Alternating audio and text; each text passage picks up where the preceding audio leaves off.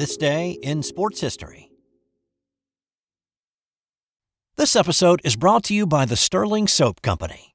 I'm a big fan of shave soap. I've been using different brands for years, and I recently gave Sterling's shave soaps a try, and I've been very happy with the results.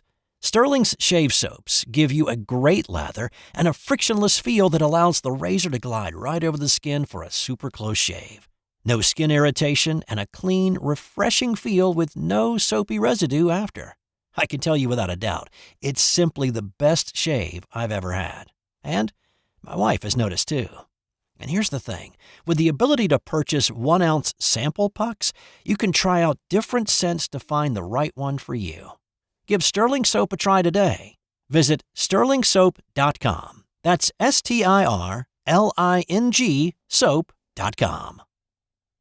It's February 21st, and on this day in 2003, Michael Jordan became the first NBA player to ever score 40 points as a 40-year-old. Jordan had just turned 40 on the 17th, and here, 4 nights later, his Washington Wizards were at home against the New Jersey Nets, and he was looking more like vintage Jordan instead of old Jordan. Jordan with 8 to shoot. Working on Jefferson, 5 on the clock. Resets himself for a jumper. In, out, and in again. That was old Michael Jordan there. Jordan, fade away. He's got 20. Speaking of decisive, number 23. He had 20 by the halftime break, and he kept up his scoring barrage. And it wasn't that he was hogging the ball, though that would have been just fine. Instead, his team needed the points. It was a tight game throughout, and he was providing the offense. They are riding Jordan. And why not? Michael Jordan. He has hit his last 7 attempts from the field. Jordan. What year is it? When he stepped to the line with 4 minutes 9 seconds to play in the game, he had 39, and like so many other times in his career, he was on the brink of yet another great moment. Another free throw for Jordan. There it is, the big 4-0. The first time that a 40-year-old has scored 40 or more points in an NBA game. It's incredible. He finished with 43 points and an 89-86 win for the Wizards that night, and he actually got close to doing it again a few weeks later when he dropped 39 on the Knicks in a loss. Only one other guy in the history of the NBA has joined Jordan on the list of 40-year-olds to score 40, and that, of course, is LeBron James, who accomplished the feat 2 weeks ago on the 7th, when he scored 42 in a game against Golden State. And if you were wondering how close some of the other all-time great scorers came to scoring 40 as a 40-year-old, Kareem's best was a 32-point game in a decisive Game 6 of the '87 Finals against Boston. Karl Malone's best was a 20-point game in his final season. On this day in 1970, future NBA stars Pete Maravich and Dan Issel dueled each other in a college basketball game.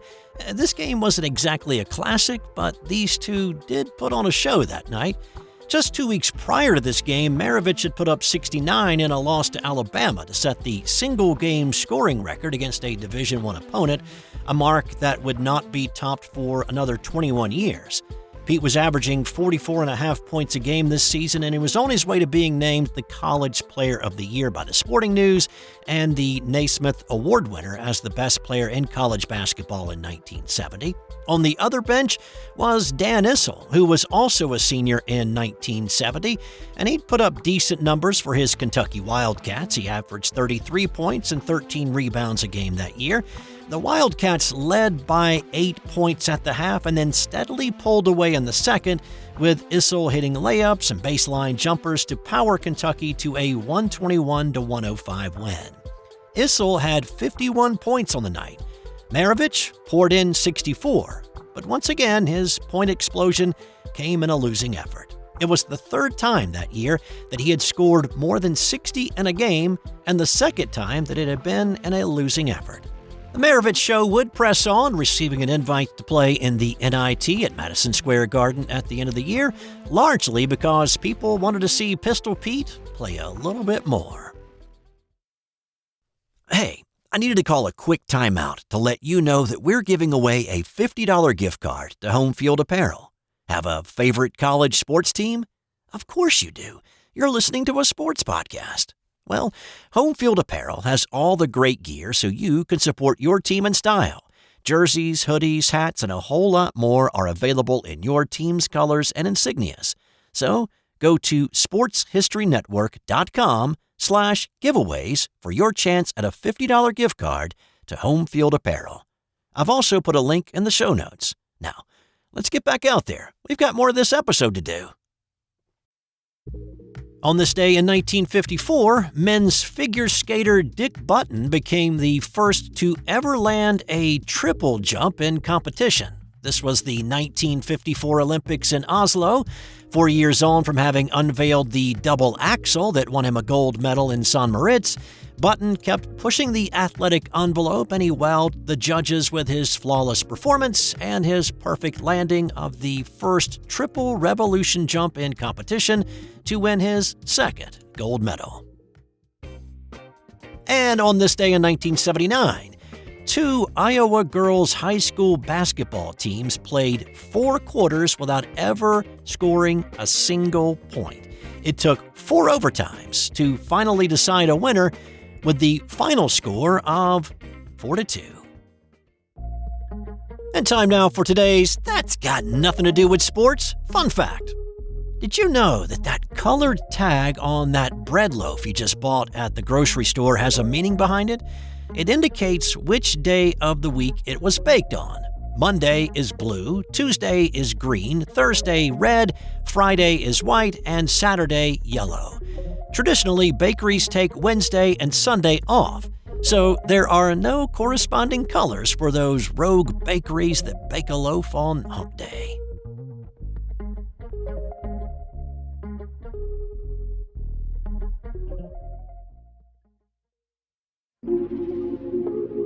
This has been an original Thrive Suite production.